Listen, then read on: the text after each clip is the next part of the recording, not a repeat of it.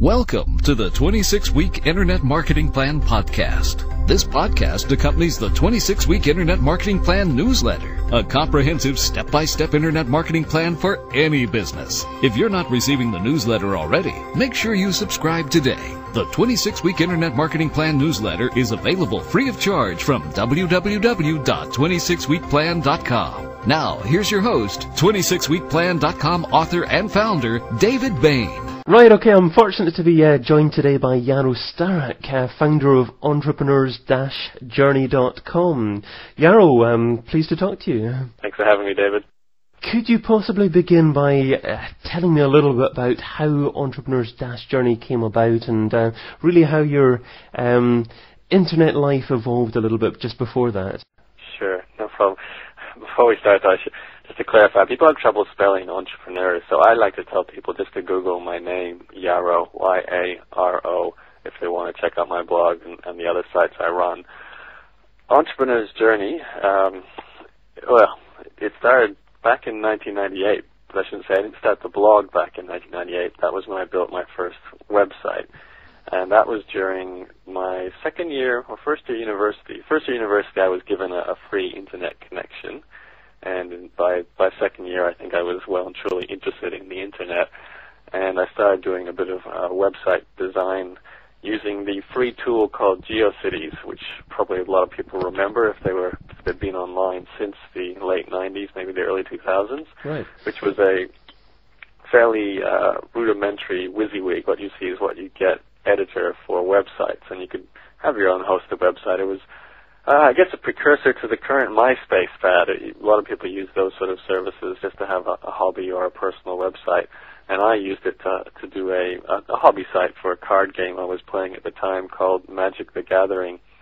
And the site I built through that system initially I actually became very frustrated with the GeoCities tool, and discovering the next step forward would be to learn HTML, I went out to the bookshop and looked for a textbook to learn what this HTML language is all about. And I have to admit I was quite apprehensive because I was studying at university and I hated textbooks. So the idea of actually purchasing one that I intended to read and study was a bit of a foreign concept, but I did manage to get to the bookshop and purchase the Teach Yourself HTML in 24 Hours book.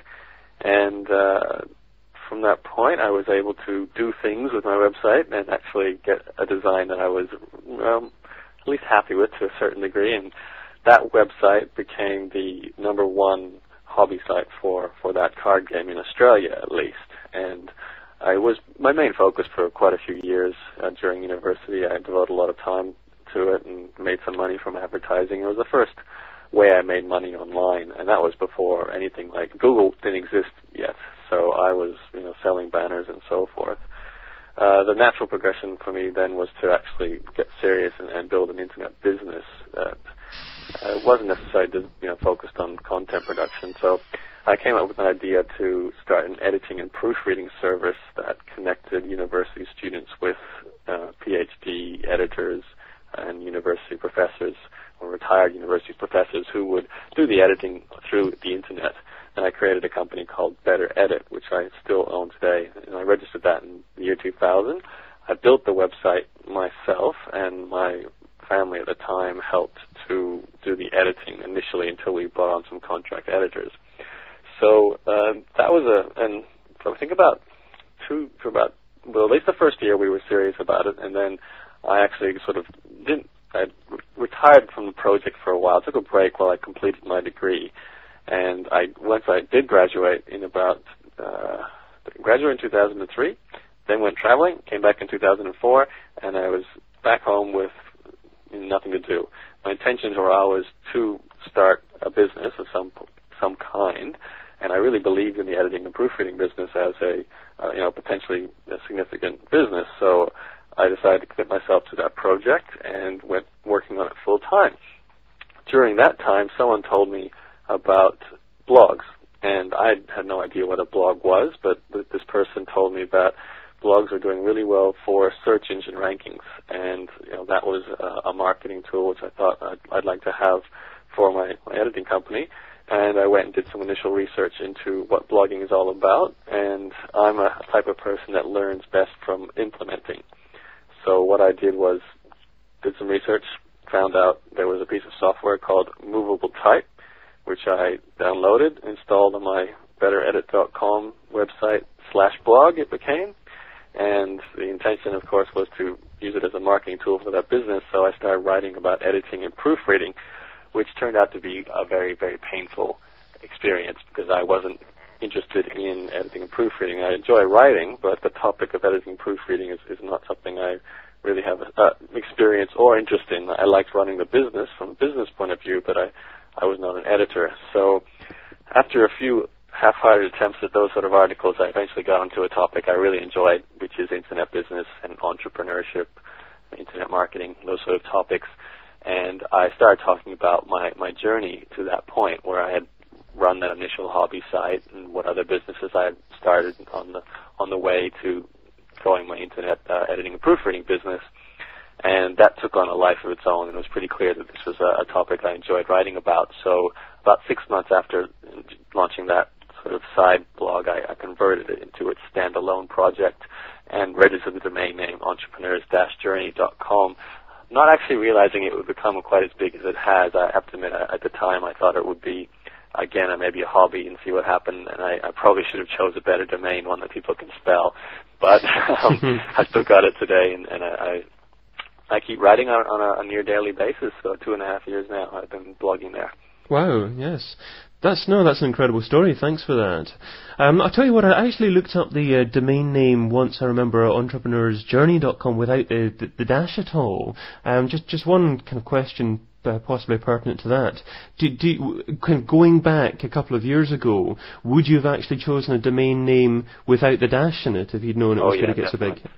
What I would have done if I could do it all over again, at least choosing this website, it's not a bad brand name. Like, I don't dislike it. It's become, it passes word of mouth well. It's just hard to spell. The dash is not great.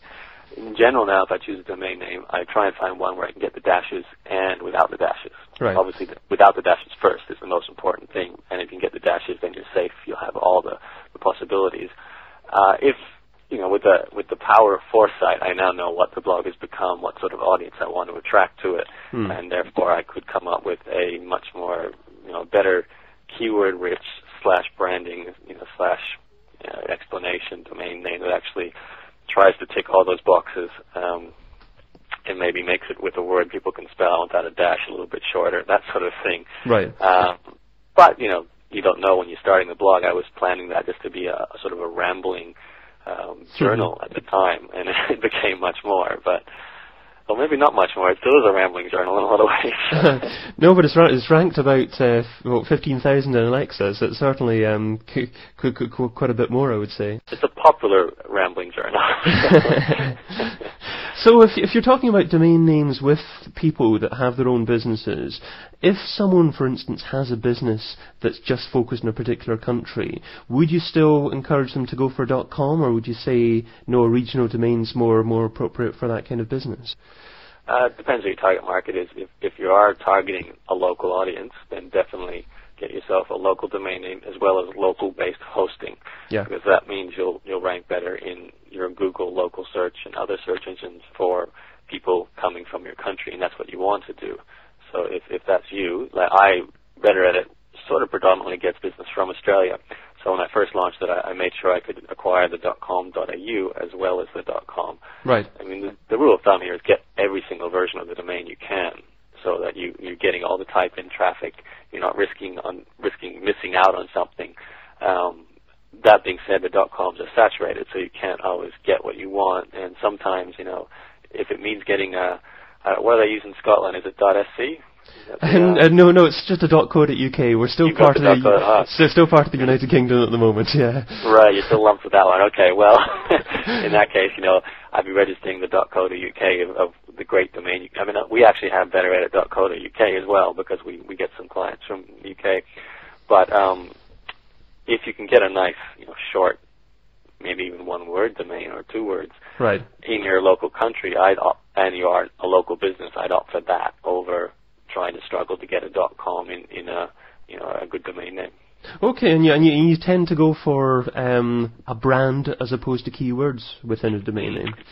There's a debate there. There's a long-standing debate. Now, the ideal situation is both, but you can't always get that. Now, I remember when I first studied this, I was looking around for people's opinions on what the best type of domain name to get, and there was the search engine marketers who'd say, forget about a good, remembering is important, but the most important thing is keywords. Try and get your first or your primary or your secondary keyword in there somewhere. Now, Better Edit, in this case, got the word edit in, so that was unintentional, but that it turned out to be a great domain name for both keyword as well as it's a good brand. It's got a nice cadence in terms of a word.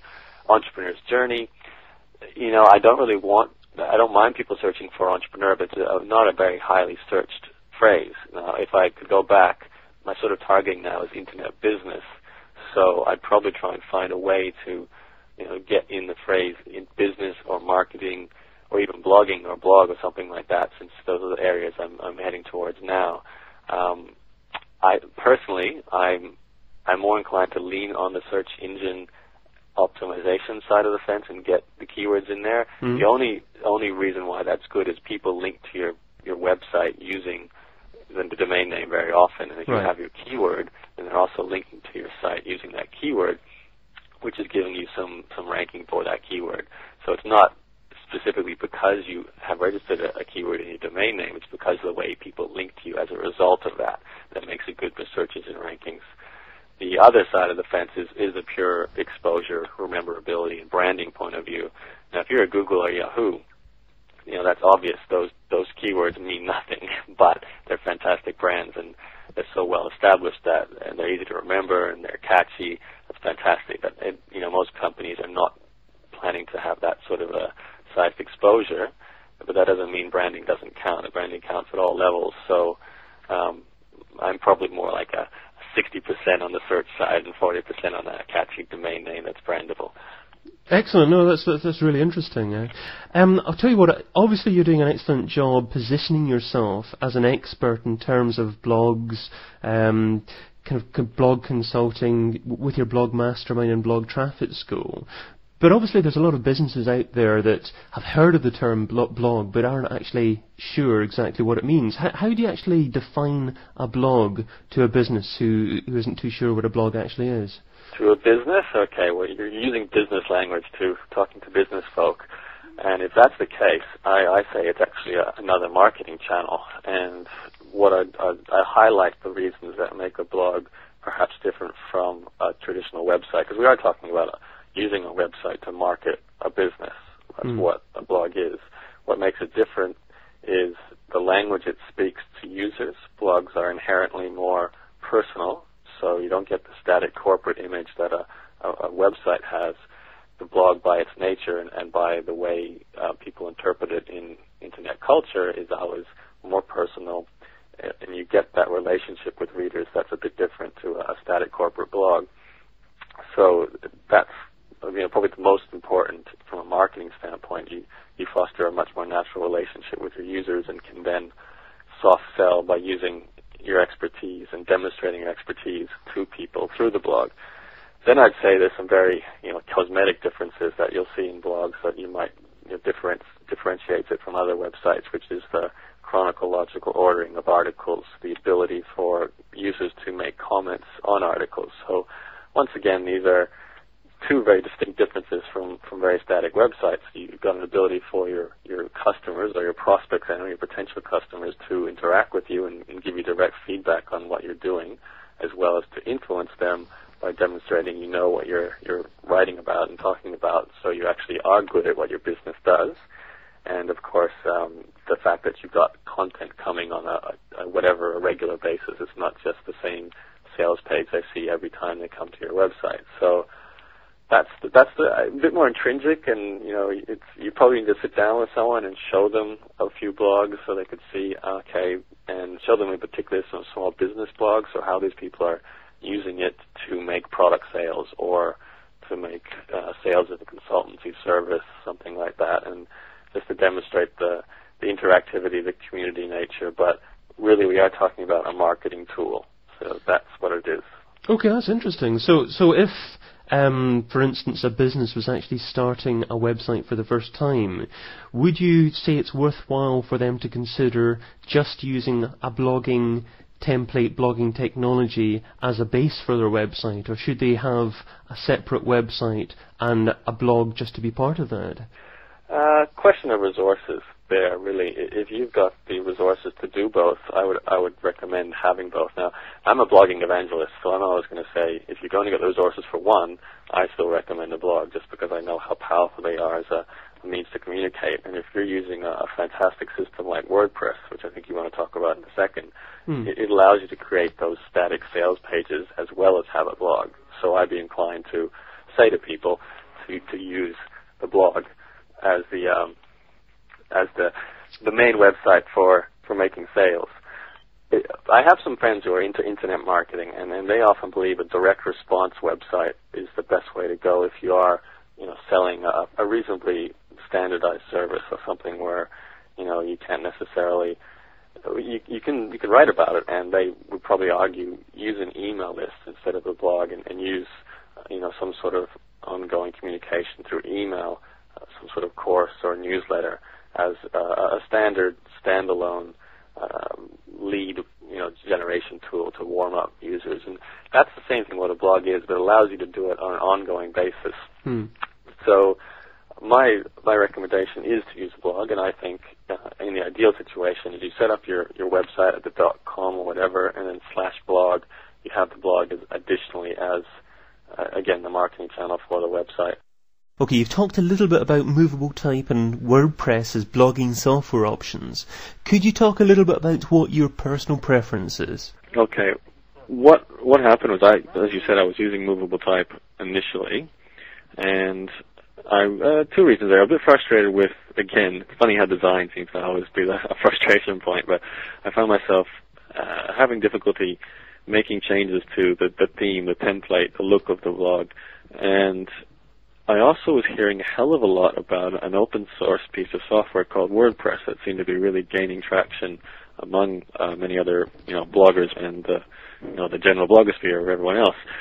So I did some initial investigation. I was actually concerned about search rankings again, because my Movable Type blog was ranking really well, and I found out that I was concerned that switching to WordPress might harm those rankings because they use different engines. I don't want to get too technical, but then I went through the process of making the move and never looked back.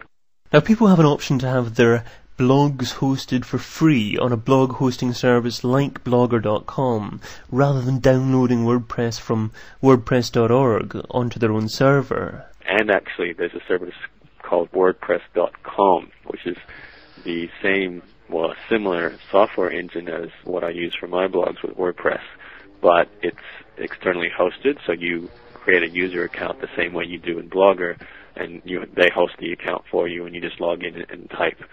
Now, the problem with that is the server, you don't own your blog, and in this case with Blogger, Google, being the owner of the Blogger service, owns your blog, and at any point in time, if they're not happy with what's going on there, they can shut you down. So there's some horror stories I've had of people, making some good cash from their blogs, maybe even $2,000 a month from advertising, and then something triggers a penalty. They think your blog is a spam blog, and it's switched off. And there was one case in particular where this happened to someone who had a collection of blogs making about $2,000 from, I think, AdSense from that, and the next day they woke up and their blogs were switched off, and they complained, didn't get any respite from Google, and that was it. That money was just gone. So they learned the lesson. They then moved to WordPress.org, downloaded the software, installed it on their own domain name, on their own rented server, and then they owned their web property, which is, the main thing I recommend to any blogger, business bloggers, new bloggers, people currently blogging on Blogger, to move away and get onto WordPress.org and own your own blog. It's very important if you're serious about what you're doing. Okay, so WordPress, hosted in your own server, is the way to go. One of the great things, of course, about WordPress is that it's open source, which means that anyone can provide design themes. Do you use one of these publicly available themes? What I did about a year and a half ago, I was happy with my theme, but I really wanted something unique and a little bit more polished. So I did get an outsourced designer to create me a unique theme. It's a fairly simple system for designers to make use of if they know what they're doing. So I spent under $500, I think under $500 to get a custom theme done. However, given my background of at least knowing HTML, I can do basic modifications. So I can, add sections to the sidebar, change, headings and that sort of thing. So to that degree, I can hack my blog in that regard. But anything major, any major design elements, it's outsourced. If I'm starting a new blog, there's a couple of blogs I'm starting that I don't write myself. I've got other people writing. We're just using modified versions of existing themes. So if you go to Google and type WordPress themes, I'm not lying when I say there are literally thousands available, of which a lot of them look pretty good.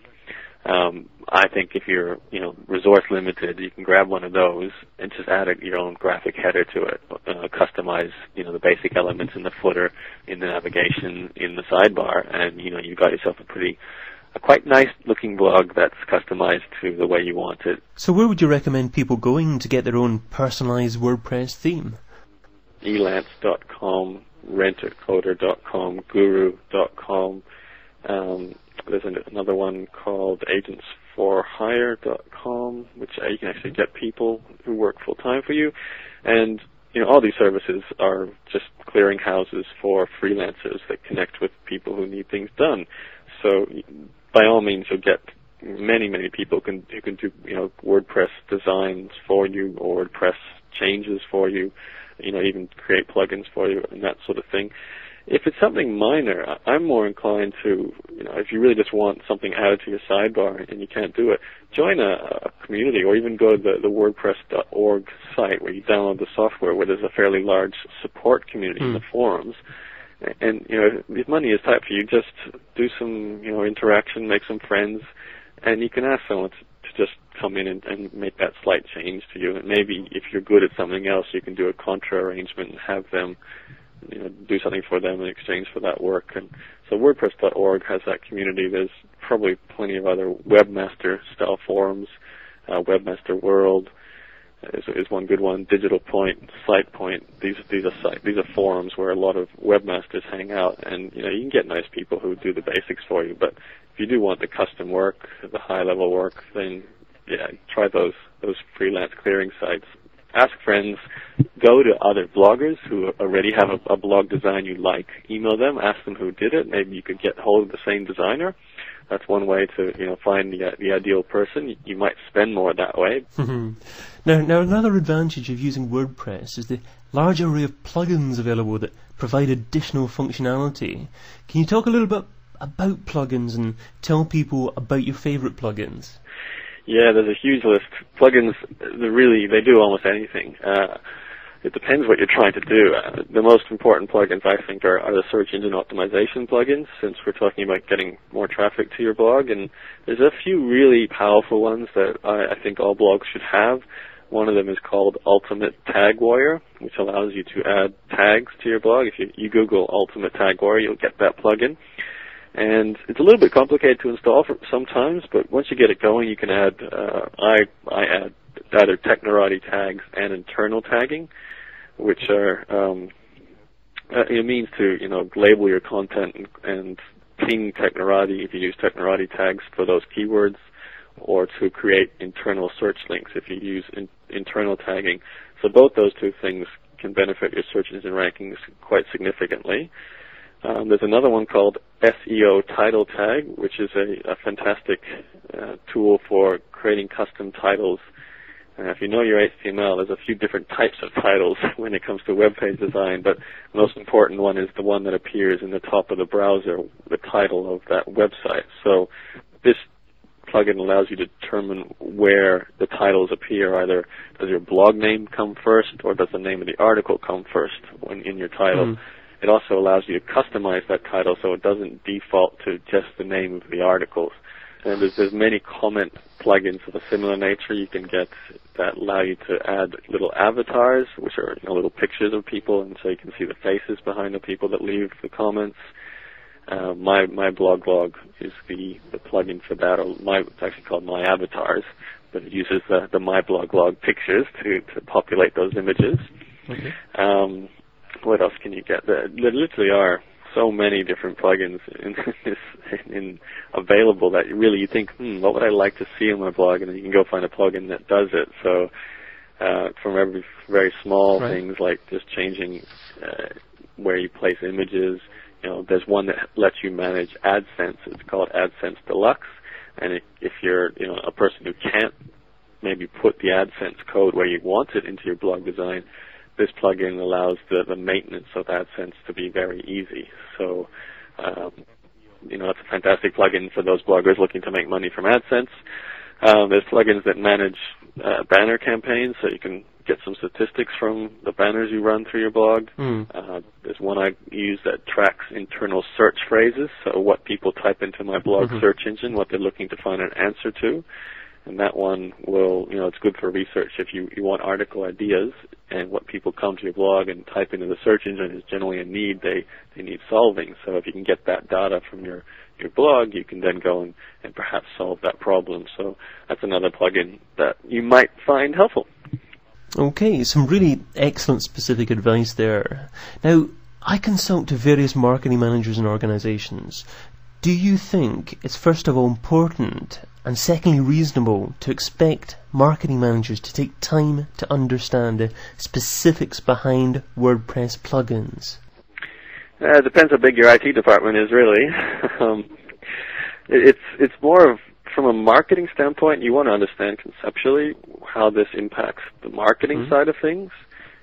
You don't need to know, the implementation of it. That's what your tech people need to do. So I find that I've had potentially an impediment to my development because I've been such a hands-on, do everything myself kind of guy. It slowed me down, and because I've learned how to do certain things, it's meant that I've gone and deliberately done them myself. So I'm inclined to tell to marketing managers that, understand conceptually why this is working in the marketplace to increase exposure for your company, and understand why maybe certain plugins will help with that goal. But, it's a case of, this website's got this plugin that changes the title there. I want to be able to do custom titles. IT person, go and find out how to do that and get that done for me. That's if you've got the resources in your IT department. If you're a solo or a small business and you don't, it then depends on which way you work best. Are you doing tech things by yourself at the moment? Then this is probably not something that's too hard to learn. If you don't do it yourself, you're probably outsourcing your website management already, then that's what you're probably going to keep doing with your blogging as well. Outsource that element of your marketing. Your search marketing consultant, they understand the power of blogs for search engine results. They install the blog, they optimize it for you. They may go even as far as content creation for you as well, and they'll do the keyword research, and that's a consultant. So they're doing a hell of a lot, and they're charging a hell of a lot as a result. Perhaps that's the smartest way. You definitely get expertise that way if you pick the good companies and the good support or the good experts at that industry.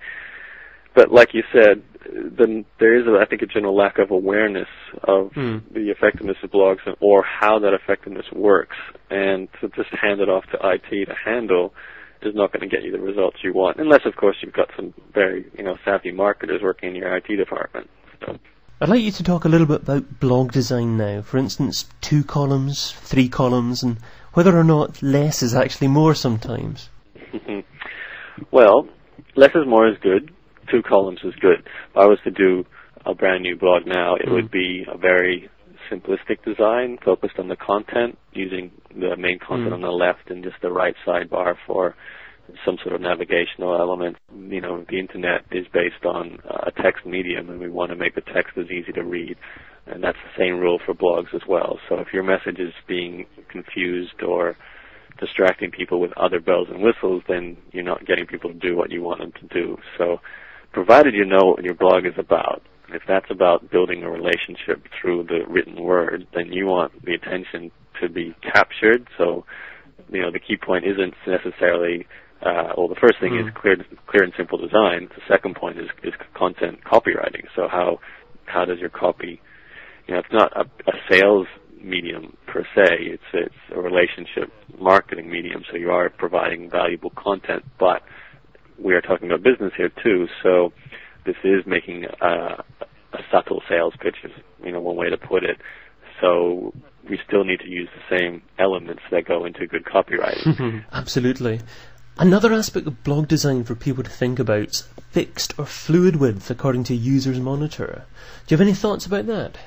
So you want, as opposed, like a blog design that actually changes with the size of the user's resolution, so it'll fill the entire screen versus a fixed width, which doesn't change depending on the resolution. It's interesting. I know 2 years ago when I was doing internet marketing and researching it and trying to become good at that topic, the discussions going on in what design resolution you should be designing for. And 2.5, 3, 4 years ago, I remember hearing, probably 6, 7 years ago, the focus was make sure it can fit in an 800 by 600 resolution screen. And, that usually meant if you were on a much larger monitor size, then your site was quite small. And my first sites certainly looked long and thin more than anything else. So, it's a difficult question to answer. I think look at your majority, which is usually the 1024 by 768 pixels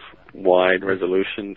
If your site fits in that, you're looking good on the next two resolutions up. And of course, an 800 pixel wide monitor now isn't that common at all. My server stats probably shows maybe 5 or less than 5% of people have that resolution anymore. They get a horizontal scroll bar, but in fact my content will still fit. They just won't be able to see the sidebar. So, you can drive yourself nuts.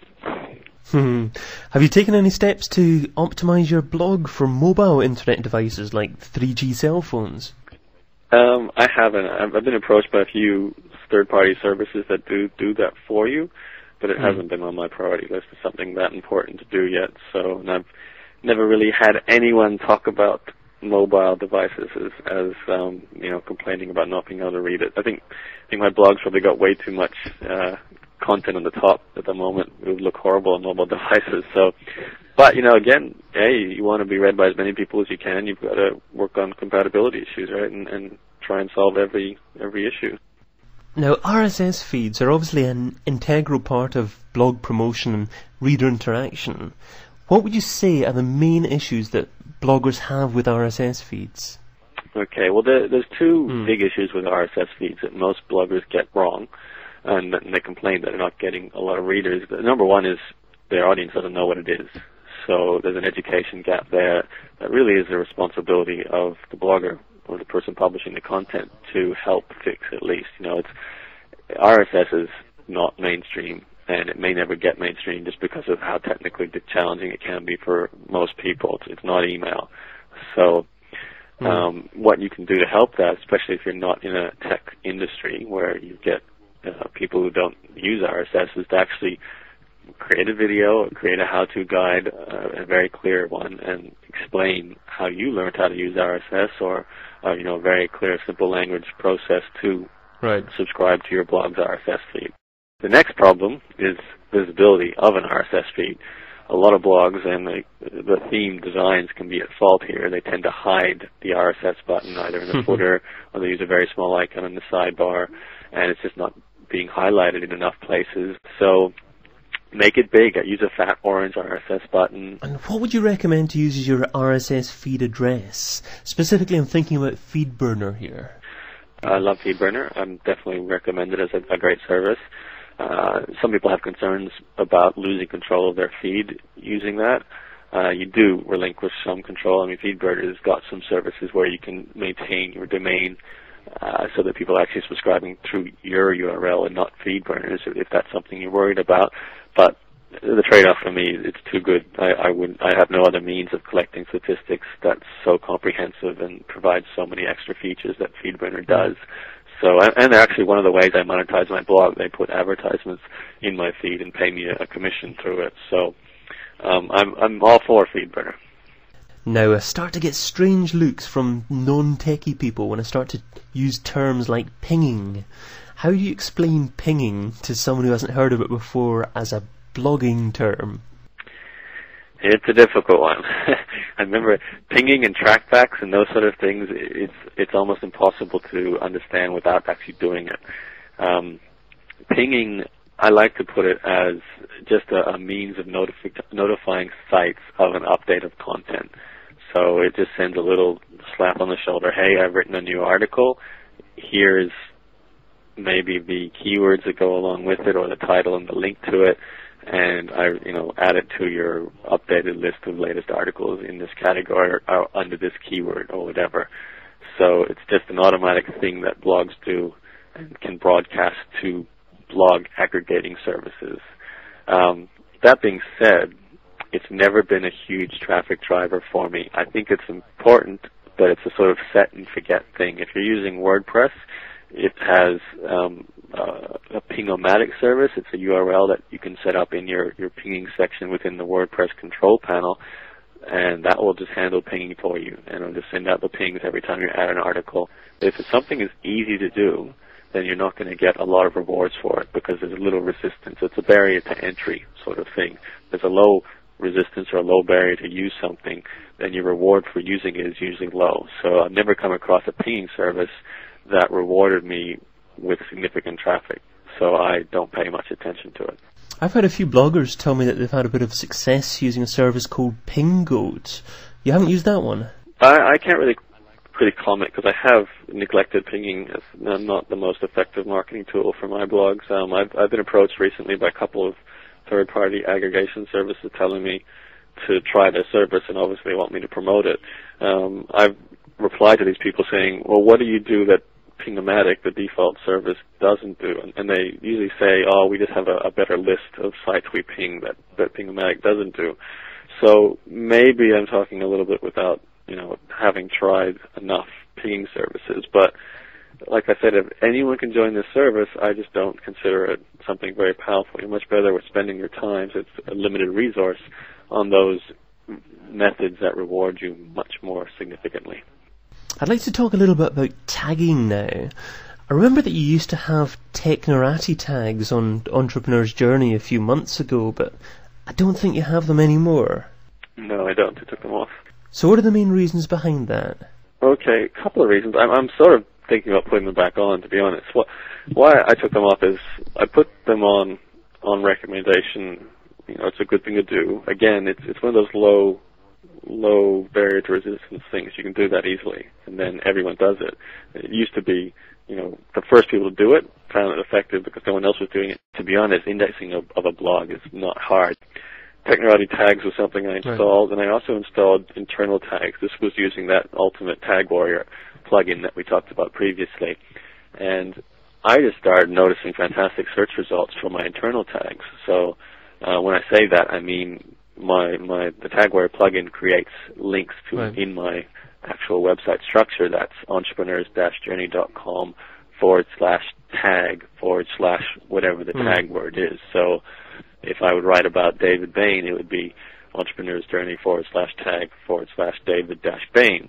And every article I tag with that keyword is the content that's underneath that link. Something else that's closely linked with blogging because of the RSS subscription methods is podcasting. I've hosted a podcast for 30 episodes that I stopped doing around 2 months ago, and I'm amazed I'm still getting the same amount of downloads today as the day I stopped recording them. Now, would you advise businesses to consider podcasting as a marketing medium? Oh yeah, I love podcasting. Like what we're doing right now, I could literally, if I didn't have to worry about money, I'd probably sit down and do podcasts and write articles all day because I just love the content creation part of the whole process. I mean, that's a creativity thing for me. In terms of a marketing standpoint, it is a fantastic tool. It's another way to create exposure on a different communication medium. We're talking about audio, which is a nice complement to text. So the more different communication methods you can use, the better you'll be at getting your name and your brand out there.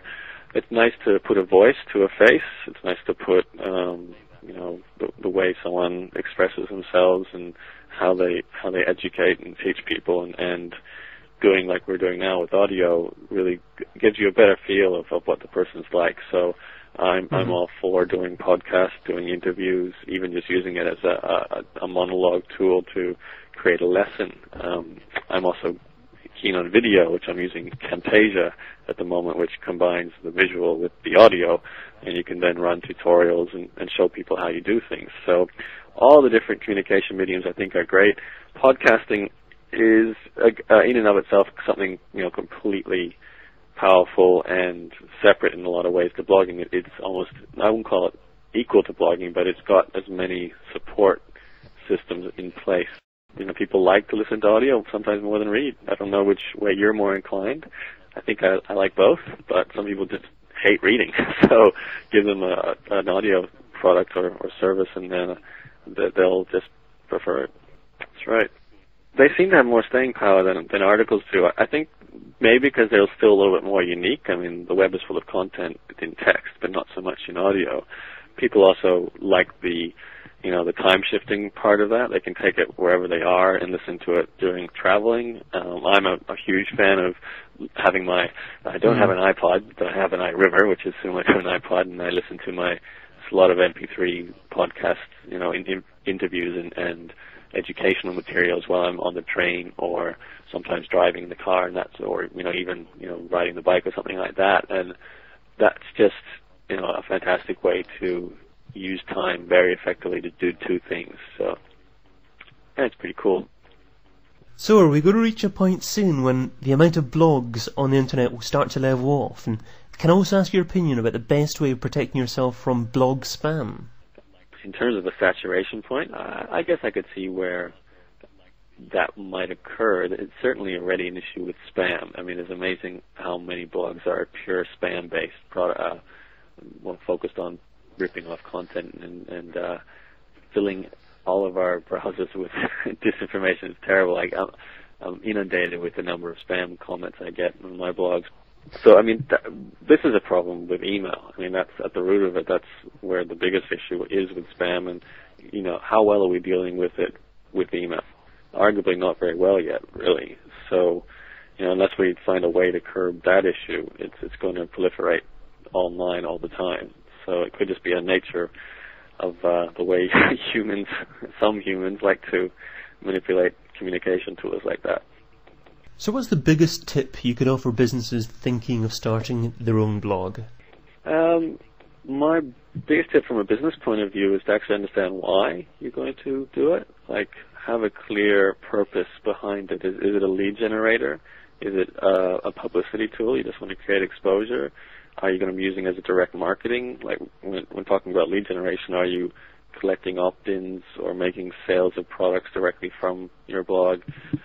So you can have some real accountability to your why, your reason why you're doing something. Because a lot of people, and myself included, I started blogging without necessarily understanding why.